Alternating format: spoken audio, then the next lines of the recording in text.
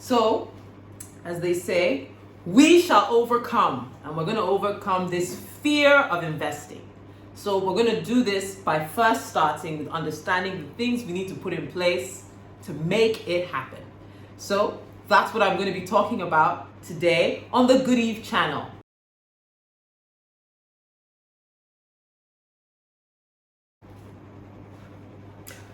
Hello everybody, this is Bookie for the Good Eve channel, and we, as we say, are here again. And we're here again to talk about overcoming fear of investing. So what are we going to be discussing in this video? Like I said, we're going to discuss the strategies and the techniques we can apply to help us overcome our fear of investing. What do you benefit from this? Well, if you've been sitting on the fence and you've been thinking about when is the right time for me to get involved, when is the right time for me to take that plunge or take that step, well, by the time you finish this video, I think that you'll have a few more tools and thoughts that can help guide you and get your foot on that right path, because investing ultimately is a journey. So the first thing I'd like us to do is to begin to discuss how we can overcome our fear of investing. And in order to do that, it's really important that you hit that subscribe button. All right, hit the subscribe button. I know I'm asking early on, but let's just get it out of the way in the video. I want you to like, I want you to comment, and I want you to share. Don't just keep this information to yourself. Giving is good. So I like to share. Help me out with that YouTube algorithm so that more people can benefit from this content, and it makes it easier for me to make more of it.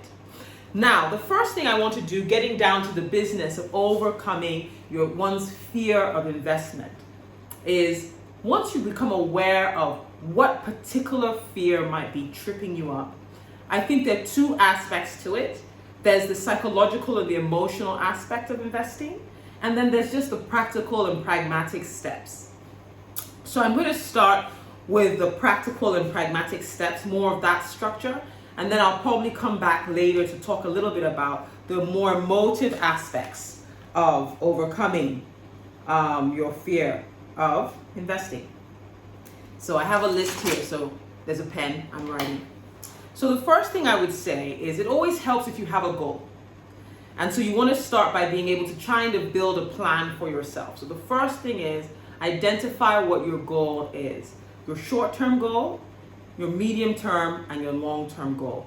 A short-term goal should be something really short that gives you a quick win. So it can be the next 2 months, what are you going to achieve? It can be opening investment accounts. It can be speaking with reputable investment advisors. It could be even doing an assessment of your income and your disposable income, and maybe even thinking about what can I spare to invest? What can I put away? So just have some goals set for yourself, medium, long term. Long term, you want to be thinking about even retirement. And this matters even if you're 25, if you're 22, you need to be thinking about really those long-term goals. What could they be? Now understand, for those of us who have fear of commitments, it is not set in stone. Of course, every year or every couple of years, you should review these plans and then you'll change them and update them. Some where you set unrealistically high targets, you'll moderate them down. Some where you set way too easy targets, then you'll step it up. So please start with identifying goals. And it doesn't have to be a lengthy exercise.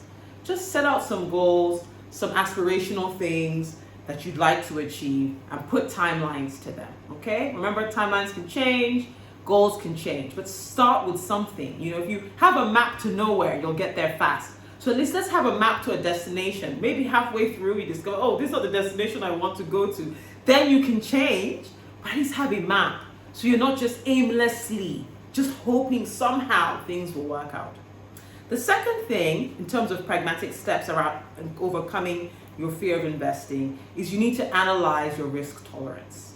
There are some people who are, they're practically gamblers. They're speculators. They'll take a risk. They love risk. They love the excitements, the highs, the lows. They always have that positive energy. They're always looking for the next thing. Know yourself, and to thyself be true. I beg you. If you know that you're the type of person that, look, I have high blood pressure, I can't take this roller coaster ride, up today, down tomorrow, in and out, and you know you cannot, you need to identify yourself as low risk. If you're someone that has a really good threshold for risk, you identify yourself as high risk. And then if you're somewhere in between, it's like, yeah, I'd like to take some risk, but I like to know I have a bit of security, then probably medium risk or medium to low. Now, why it's really important to understand who you are in terms of your profile and your personality is that will guide the kind of investments you should even consider. So I'll give an example. Cryptocurrency is very volatile. Today it's low, tomorrow it's high. And I'm not mentioning cryptocurrency. This is not a recommendation to invest in cryptocurrency. I'm not even saying cryptocurrency is an investment, but I'm just giving an example. So if one wanted to purchase that to have in your portfolio of assets for whatever reason, if you're really, really a high risk, you have a high threshold for risk, which you usually find happening with people who are much younger, in their 20s to 30s, they really have a high threshold for risk, because even if they lose everything, they still have many working years to recover it all. Then you might consider cryptocurrency. Now, if you're 70 years old, or you're 60 years old, or you're even 55 years old, and you're getting really close to the end of your active working years, and you know your big income, big earning years are behind you, you probably don't want to put your money in an asset that could shrink by 9,000% in 1 year. Because if it can grow by 9,000% in 1 year, it can become completely insoluble in 1 year as well. So you probably don't want to do that. Also, given your age, you're in your 50 or 55, you're 60, your heart probably couldn't take the loss. It would be totally devastating for you. And you're getting to an age where you're really going to be spending a lot of more money on healthcare in terms of maintaining your health, or surgeries, or looking after yourself for the long term. Your threshold is probably going to be low risk, right? So understanding where you are in your life cycle will also guide whether you're low, high, or medium risk. The third thing, also in terms of pragmatic, but also begins to flow into the emotional side of having a fear of investing, is reading, learning, inquiring, practicing investing. It's not the same if you just read about it. Sometimes you need to practice learning from other people's mistakes. You only learn by experience if you refuse to learn from knowledge.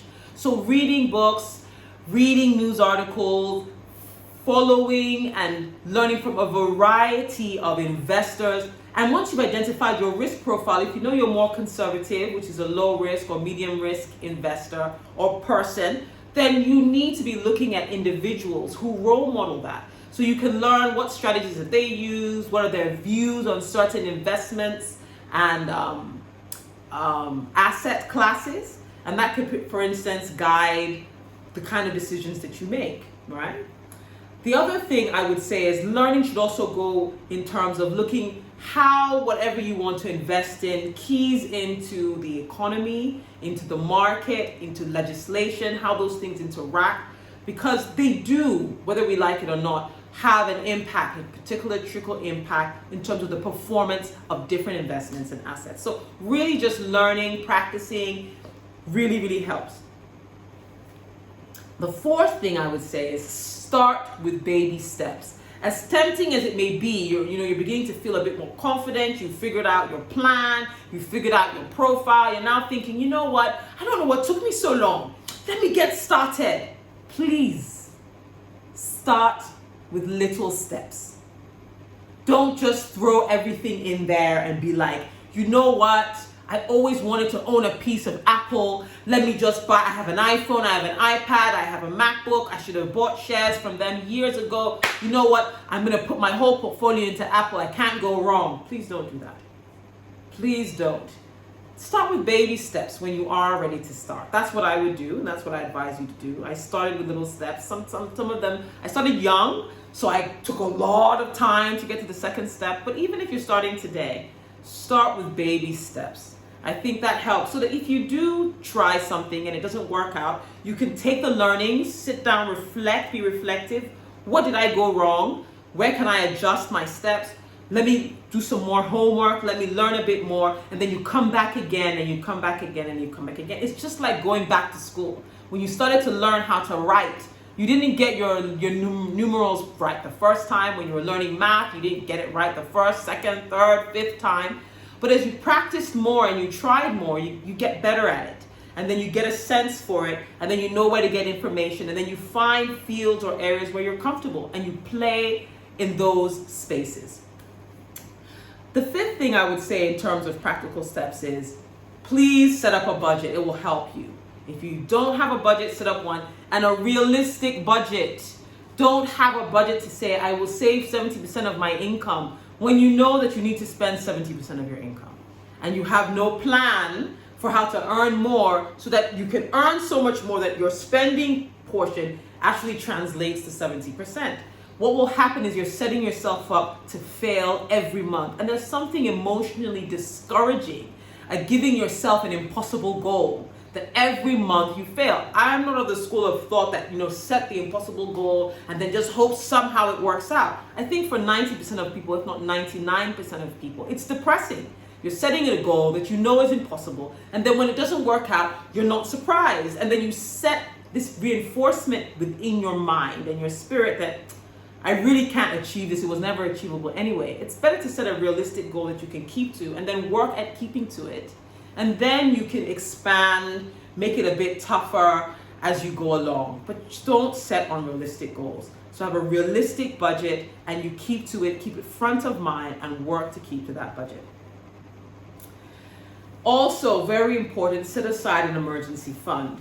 And so I've heard different people say different things about emergency funds. Oh, it should be $1,000 equivalent, or it should be $2,000 equivalent. So my view is that there's two level emergency funds you need. Your first level emergency fund should be the equivalent of 1 month's full expenses.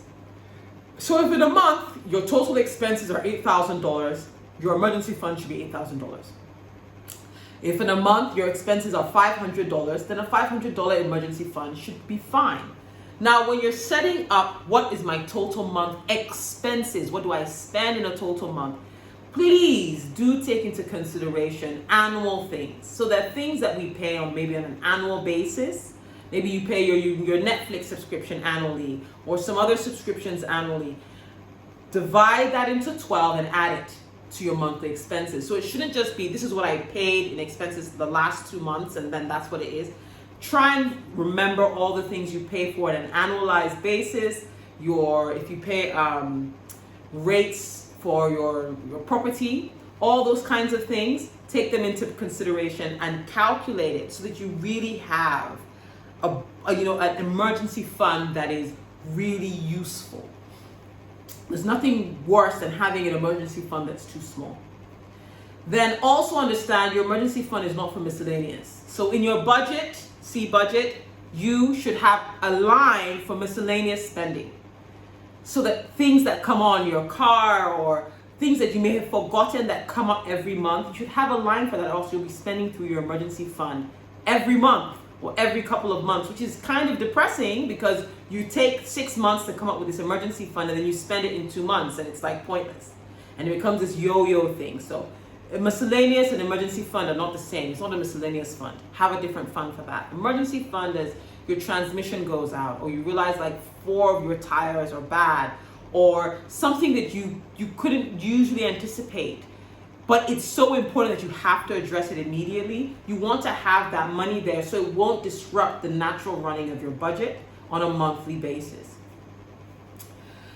The final thing I wanted to talk about, and then there's a second level emergency fund, which takes a bit longer to develop that I want to touch on. You want to have a money set aside that can take care of 6 months worth of your expenses. So where I live currently in Lagos, Nigeria, my children attend private school, as do many of my contemporaries at all levels of the income scale. Even if your children are in a government school, you are still paying some form of fees and costs and bills associated with your children. So if you're, for instance, setting aside an emergency fund, you should consider making sure that at least you can cover one term's fees, that's the first level emergency fund, of your children's school fees. Don't not include that, because if something happens and you need to pay school fees, you won't be able to pay, and your emergency fund won't serve you well. Now, the second level of emergency fund is something that can take care of 6 months worth of expenses.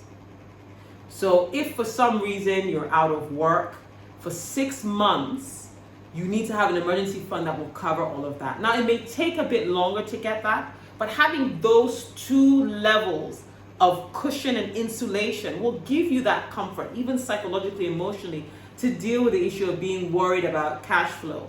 If I have a cash flow crisis or a cash flow issue, will I be able to save? Because there's nothing more discouraging and invest than investing, and then you have to pull an investment before it's due, before it's mature, maybe at even a penalty or at a loss because of where it is in the cycle, just because you have to meet an urgent cash need.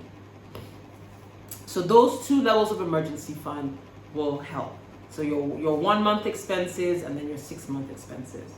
To deal with the emotional side and the psychological side of overcoming your fear of investing, I do think there's value in talking to a counselor, or if you have someone in your family who is more seasoned that you can see is a successful investor, they're not so speculative, they're not a gambler, you can see that this person has been consistent over time and they're reaping the benefits of good decisions.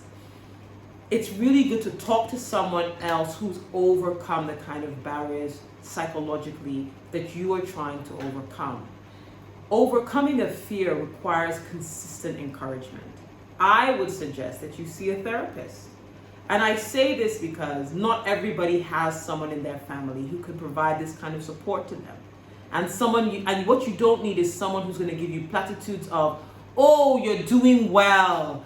Oh, why are you worrying about that? You don't have anything else to think about. That's not going to help you. You know that you have a fear. You know that you have a phobia. You know that you're not comfortable. You're not confident in this area. You need someone that's going to ask the questions, sometimes that go back to childhood or early adulthood, where you probably stepped on a wrong path and imbibed wrong beliefs about yourself or your confidence or your capability or your abilities in this area, who can kind of coach you and help you through. Sometimes there's some really good financial coaches that can help. Books in this area can help. But I'm always very careful, because not all money, personal finance books are created equally. There's a lot of really bad information out there. So I do think working with a therapist who will help you, therapists will help you overcome any fear. If your fear of going outside, they'll help you go through that process. So if what you need help with is, I just want to understand why I'm so hesitant, why I'm so fearful, why I'm so reluctant, I really do think that will help. So the final thing that you can do to overcome your fear of investing is to smash that like button, subscribe and comment, and see me at the next Good Eve video. Bye for now.